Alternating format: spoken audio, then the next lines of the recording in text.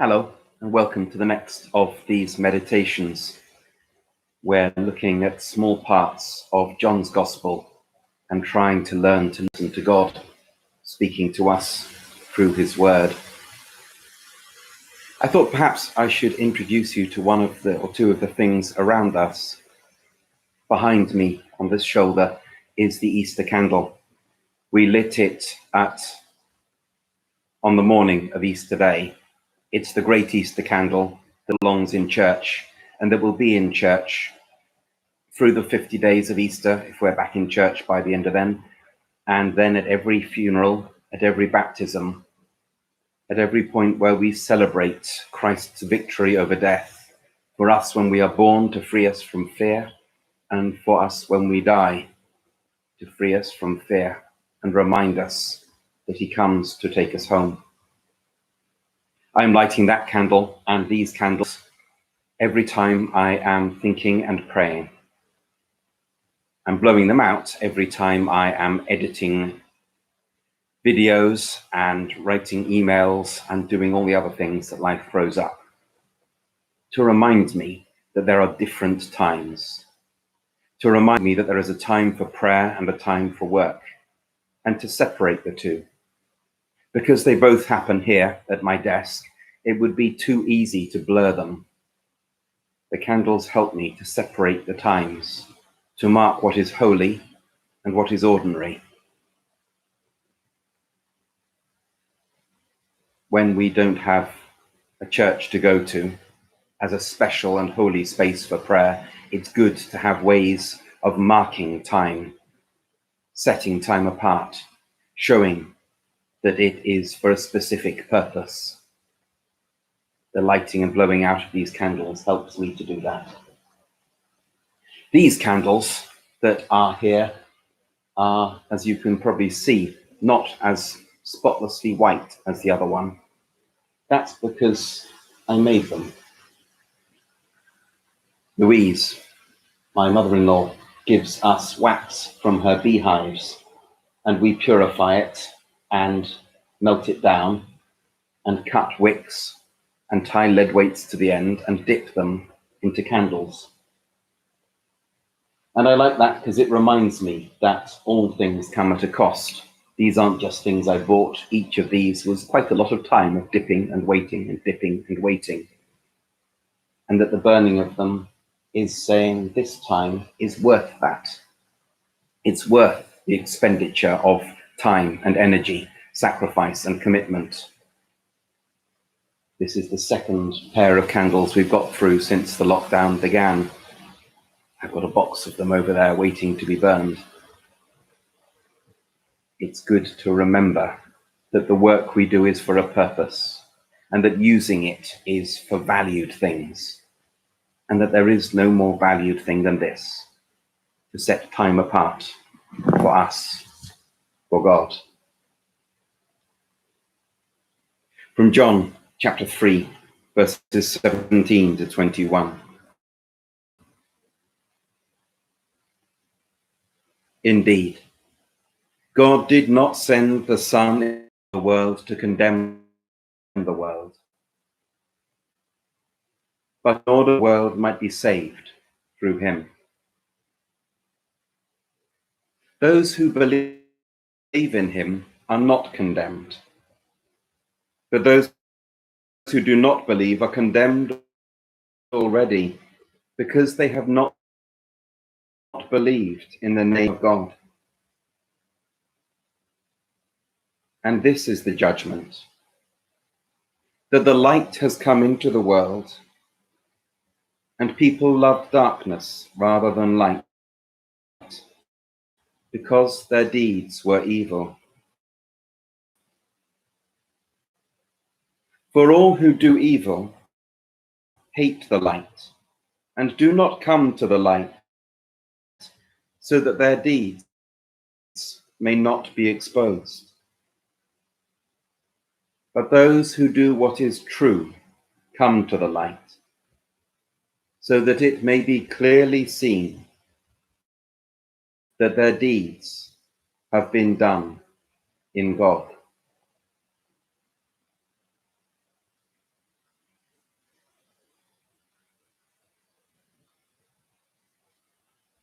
Indeed, God did not send the Son into the world to condemn the world,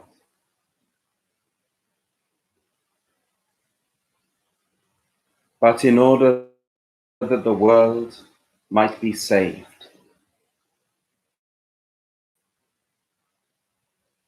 through him.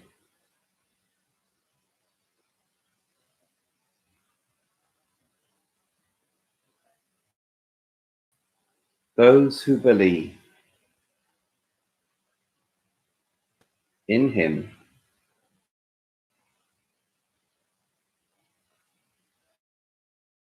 are not condemned,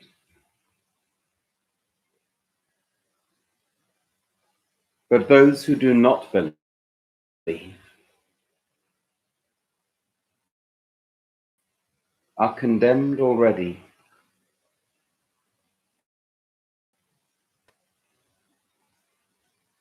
because they have not believed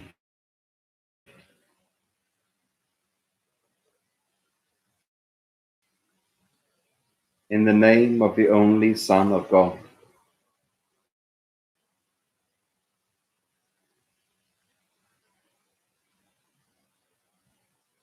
And this is the judgment, that the light has come into the world,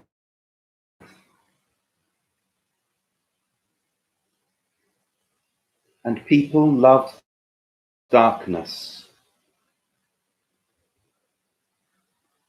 rather than light,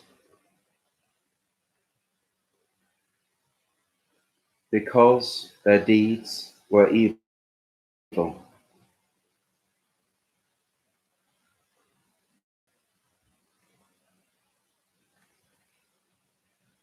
For all who do evil hate the light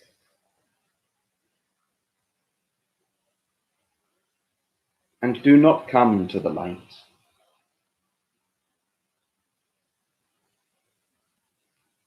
so that their deeds may not be exposed.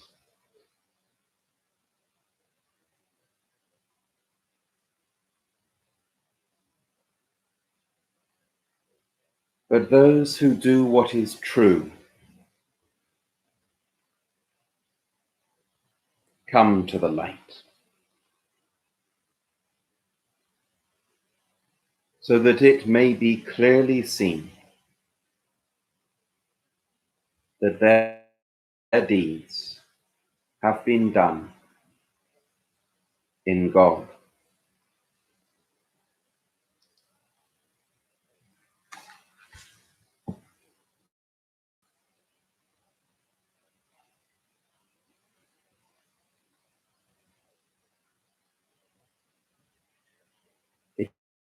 It is so clear a way of showing what's right and wrong.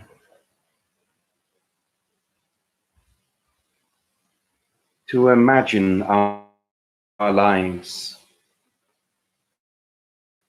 lived in a crowded room, a lecture theatre, a classroom, and we are standing at the front, living at the front, with all the lights off.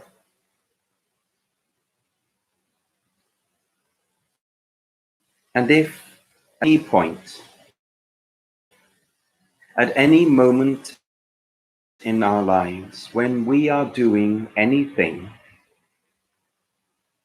the lights are turned on, are we ashamed? Do we wish they would turn off again?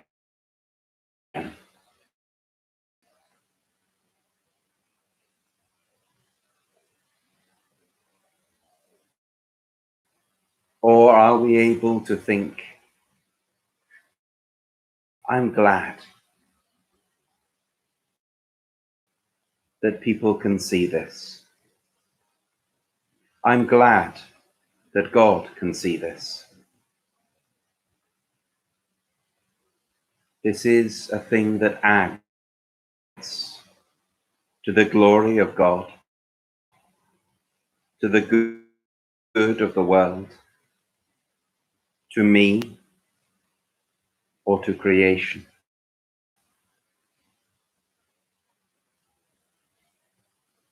This is the judgment of our lives, of our actions. Can they stand in the light?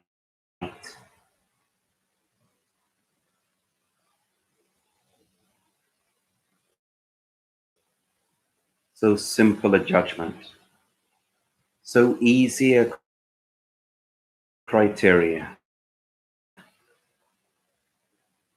How should you live? How should I live?